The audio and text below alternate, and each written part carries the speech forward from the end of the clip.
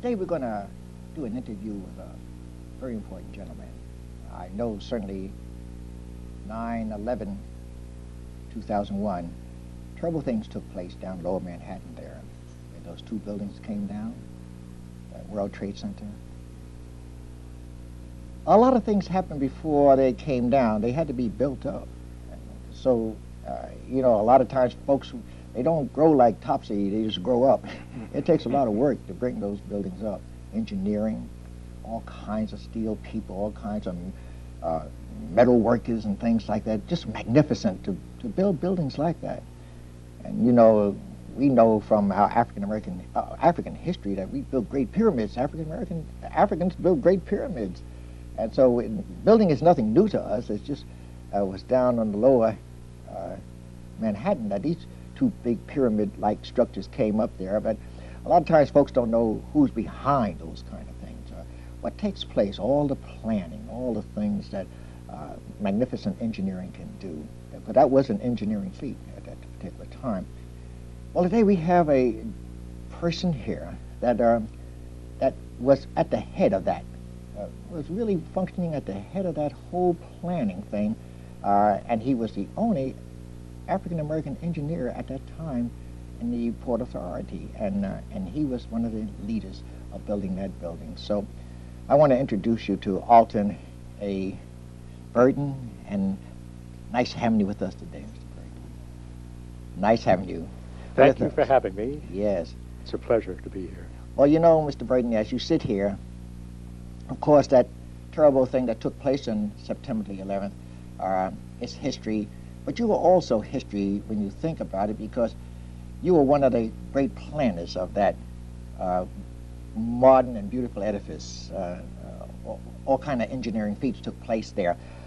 But before getting into that, I want the folks that are looking at us today to know the man and a little bit behind the man and what took place in your life to even steer you toward engineering, because there's so many of our young African boys and girls should know that they can enter the field of engineering and they can do the same feats and things like this. And I want to let them know there's someone living right in the neighborhood in Brooklyn that was behind building those great structures.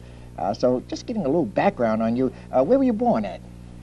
Well, I was born at 444 West 163rd Street in Manhattan. Okay. I'll never forget that. And I lived, that's Washington Heights. Right. And then after that we moved all through Harlem. So I'm familiar with just about a good portion of Harlem. Right. But I can recall when I was a child, and you say you want me to go back. Sure. I used to look out in my backyard, which was the fire escape in Harlem, and I used to see planes going overhead. And I said, I'm going to fly one of those things someday. I was about 10 years old then. And before that, my folks used to get me erector sets during Christmas time, and I loved to build. Yes. So I had two loves then, to either build something, or when I saw the planes, I said, I want to fly something. I got my large geography book out, and I said, if I'm going to fly one of those things, I better learn where the different states are so I don't get lost. So I got the book out and I went right down the line. Washington, Oregon, California, Idaho, Nevada, Montana, Wyoming, Utah, Arizona, North Dakota, the whole bit. I guess I figured when I got in the air, I could probably see the lines going down through the earth and I'd know where I was. Well, that was my first initiation into getting into flying. From there, when I turned 13, my folks moved me out to Long Island. And a city boy going out to the country, the first night I wanted to run away. Because how could they bring a city boy like me out to Long Island? And I was out to Sayville, which was 55 miles out, a good distance out. I remember going outside that night, and I looked up and down the street, no lights, no sidewalks. I turned around and got back to the house fast. That's the best thing that ever happened to me going out there. Even though I was a minority out there, in my school, Sayville High School, there were only my sister and I who were people of color. Wow. Another Puerto Rican family came later on, but I was accepted, I guess. Very well, I participated in things, but like the proms and things like that, I didn't participate in. Number one, my sister and I weren't allowed to go out to dances, and number two, all the other dates were white. They had their own dates, and they didn't want to be bothered with me anyway. But that didn't stop my development out there. That was at the age of 13, 14, 15, and finally when the war broke out, when I graduated from Sayville High School, the war broke out and Republic Aviation was advertising for people. That was World War II. World War II I'm talking about, yes. That's right, right. World War II. Let me be more specific. December 7th, 1941, I applied at Republic, and they sent me to their blueprint layout work school.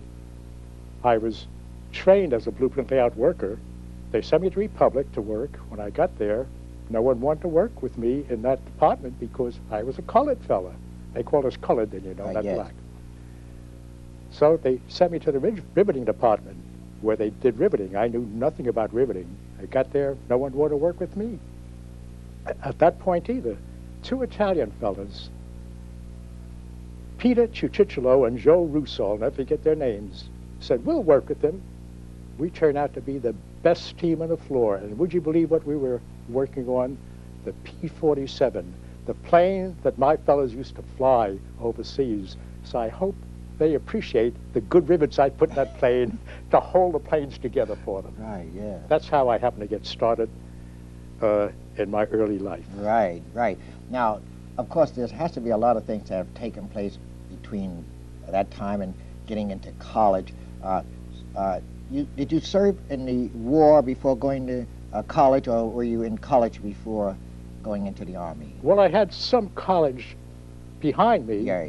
but then I volunteered after about a year and a half to Republic Aviation I see. because a lot of the fellows were in the service. A lot of my friends, white friends, had died in the service, and I said, I think I'm going to volunteer for the Air Force. Wow. And I did that in July 1943.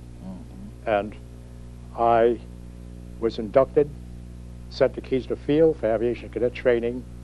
They sent me back to Tuskegee, and we had 4 stages to go through: your pre-flight, primary, basic, and advanced. And each stage was about 10 weeks each. That was at the Tuskegee Airmen. At the Tuskegee Airmen, that's Which correct. Eleanor Roosevelt, I think, played a great role in, didn't she? In keeping the airmen, or starting that. I understand she really supported strongly the Tuskegee Air Force there. Eleanor Roosevelt. She certainly did. In fact, she came down there, and one of our people took her up. In a movie they showed on the Tuskegee Airmen, they showed a cadet flying her at that day, but it wasn't a cadet, it was Chief Anderson. He was an instructor, I see. colored man, and he's the one that really took her up. Right. But the picture was quite realistic. The picture was toned down. I don't know if you saw it.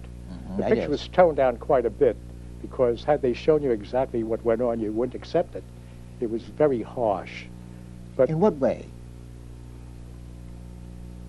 well, I wouldn't want to get into that. I mean, we had more things. I remember the instructor saying to me when I went up on my first flight, first solo flight, he got out of the plane, and Fishburne, we just saw when the instructor got out of his plane, Fishburne got a big grin on his face.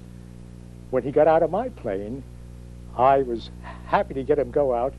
He hit the plane in the side and said, all right, now go up and kill yourself.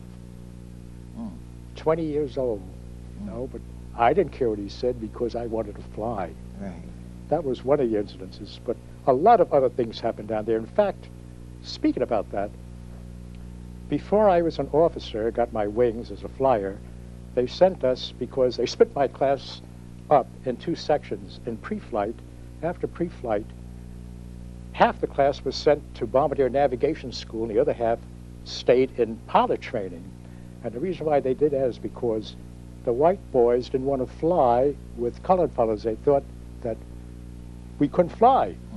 So it was decided that possibly what we'll do then is form our own bomber group, the B-25 group. So they sent me to Bombardier Navigation School. I became a bombardier and navigator. They called us bombargators because they used to have fellows doing an individual job, bombardiering and navigation. But we lost so many men that they had to have people that could do 2 jobs. So I became a bombardier navigator. Before I got my wings as a bombardier navigator, we were on a training